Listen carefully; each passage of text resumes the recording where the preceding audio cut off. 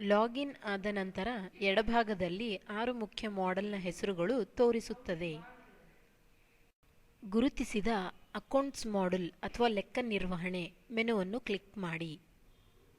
ಲೆಕ್ಕ ನಿರ್ವಹಣೆ ಮಾಡ್ಯೂಲ್ಗೆ ಸಂಬಂಧಿಸಿದ ಮೆನುಗಳು ಅದರ ಕೆಳಭಾಗದಲ್ಲಿ ತೋರಿಸುತ್ತದೆ. ಎಡಭಾಗದಲ್ಲಿ ಕಾಣುವ ಮೆನುಗಳ ಹೆಸರಿನಲ್ಲಿ ಗುರುತಿಸಿದ ಎಂಟ್ರೀಸ್ ಮೆನುವಿನಲ್ಲಿ ರಿಸಿಪ್ಟ್ ಅಥವಾ ರಸೀದಿ ಮೆನುವನ್ನು ಕ್ಲಿಕ್ ಮಾಡಿ. ಸ್ವಲ್ಪ ನಿರೀಕ್ಷಿಸಿ.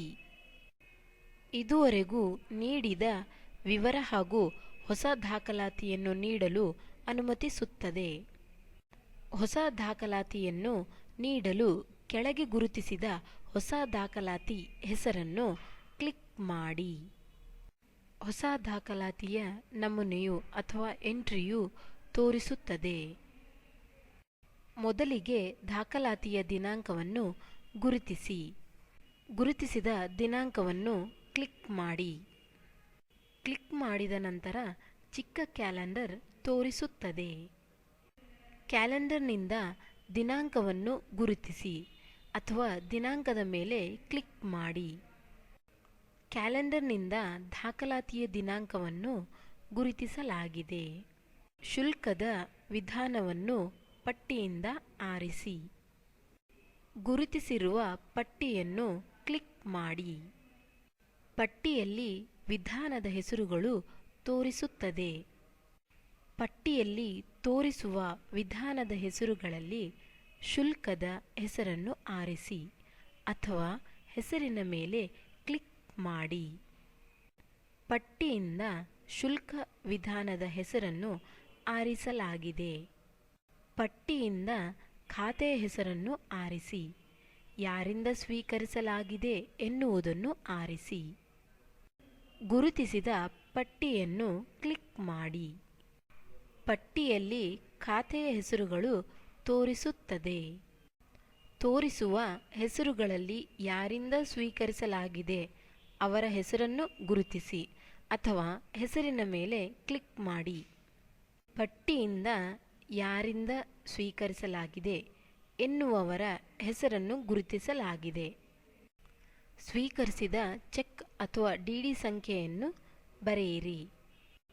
ಸ್ವೀಕರಿಸಿದ ಚೆಕ್ ಅಥವಾ ಡಿಡಿ ಸಂಖ್ಯೆಯನ್ನು ಬರೆಯಲಾಗಿದೆ. ಸ್ವೀಕರಿಸಿದ ಚೆಕ್ ಅಥವಾ ಡಿಡಿಯ ಬ್ಯಾಂಕಿನ ಹೆಸರನ್ನು ಬರೆಯಿರಿ.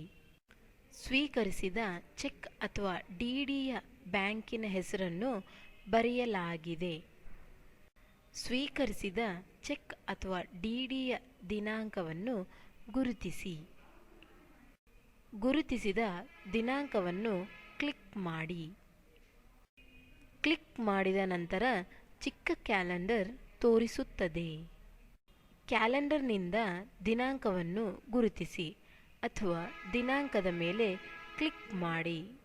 ಕ್ಯಾಲೆಂಡರ್ನಿಂದ ಚೆಕ್ ಅಥವಾ ಡಿಡಿಯ ದಿನಾಂಕವನ್ನು ಗುರುತಿಸಲಾಗಿದೆ.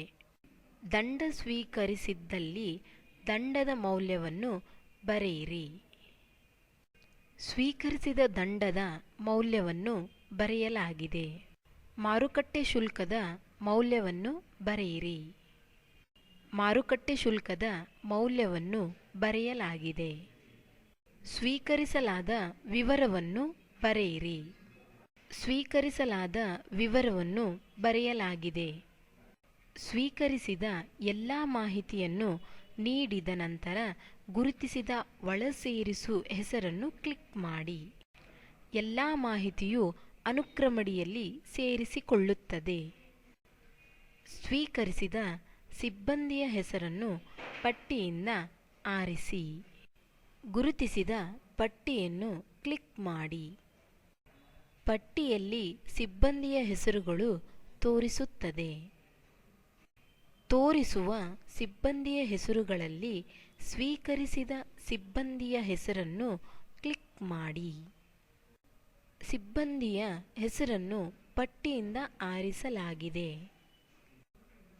ರಸೀದಿಯ ಎಲ್ಲ ಮಾಹಿತಿಯನ್ನು ನೀಡಿದ ನಂತರ ಕೆಳಗೆ ಗುರುತಿಸಿದ ಹೆಸರನ್ನು ಕ್ಲಿಕ್ ಮಾಡಿ. ಸ್ವಲ್ಪ ನಿರೀಕ್ಷಿಸಿ. ಉಳಿಸುವ ಮುನ್ನ ನೀಡಿರುವ ಎಲ್ಲ ಮಾಹಿತಿಯು ಒಮ್ಮೆ ತೋರಿಸುತ್ತದೆ.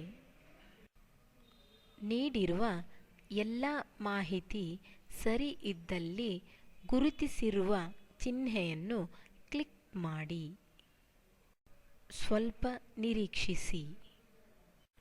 ನೀಡಿರುವ ಎಲ್ಲ ಮಾಹಿತಿಯು ಉಳಿಸಿದ ವಿವರಗಳು ಈ ರೀತಿಯಲ್ಲಿ ತೋರಿಸುತ್ತದೆ.